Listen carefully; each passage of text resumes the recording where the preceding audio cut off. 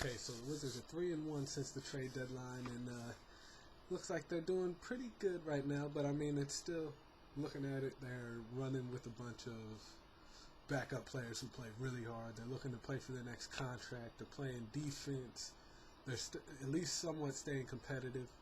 And then the one trade they do make, the one big star player that they do get, what happens to Josh Howard? He tears his ACL and he's gone for the rest of the year. That's just the Wizards' luck for real. But hey, they got to keep playing. There's still another 20, 25 games left. And like I said, a lot of these guys are playing for their next contract. So it should be interesting to see how things turn out. But not too sure if it's going to turn out positive or negative, because a lot of the young guys are being thrown into the spotlight. Guys like JaVale McGee, Nick Young, guys who've been on the team for a while but haven't really had a chance to play either under Eddie Jordan or even at the beginning of the season under Flip Saunders. But picking up guys like Al Thornton, who apparently it seems like he kind of wore out his welcome out in LA. It's just he never really got enough time, and I don't think Mike Dunleavy was one of those people who was really willing to give it to him.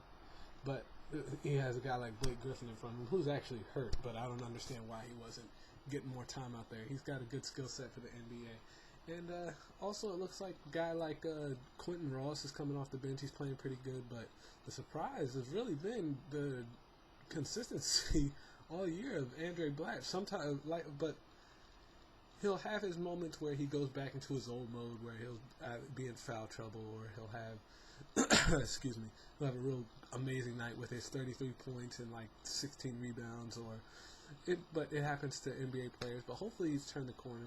And he was one of the people I was questioning at the beginning of the year. Could he stay consistent the whole way? And one thing caught me on my way home from work just a couple minutes ago, listening to the radio, how DC isn't a really big spot for some reason to watch basketball. It's almost like it's a boring environment, because it's a lot. The people that are in the seats that matter, they're kind of the upper class. They're kind of just like there. Oh, let's do the fashionable thing and go to a basketball game. You know what? Get out of my face with that. The people who really enjoy it are either the guys that are sitting at the bars or the guys who are sitting up on the hill. Yeah, I'm one of those guys too, with the exception of my boy James, who actually gets me in there. I'm hoping he can get me in there tomorrow, because McGrady will be in town, but we'll see what happens. And it's just the way that things work for the Wizards. After the trade deadline, Brendan Haywood's coming around. He even had a little headline on ESPN.com, Haywood leads Mavs to victory. And then our boy Caron Butler, he's actually playing pretty well out there in Dallas as well. And Jamison, he's just the ultimate professional. But who's the guy that they decided to keep?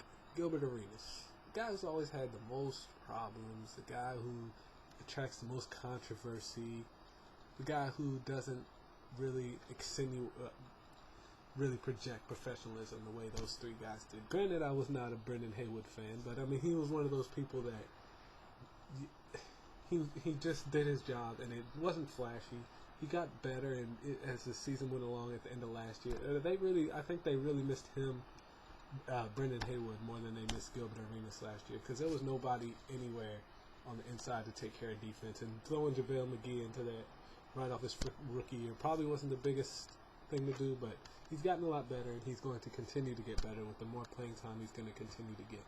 So hopefully they've hit rock bottom. Hopefully they can find their way up and see how it goes, man. They got that 2010 free agent signing class coming in. I'm not saying they're going to get like LeBron, Wade, or Bosh, although I'm hoping they try to go after Bosh.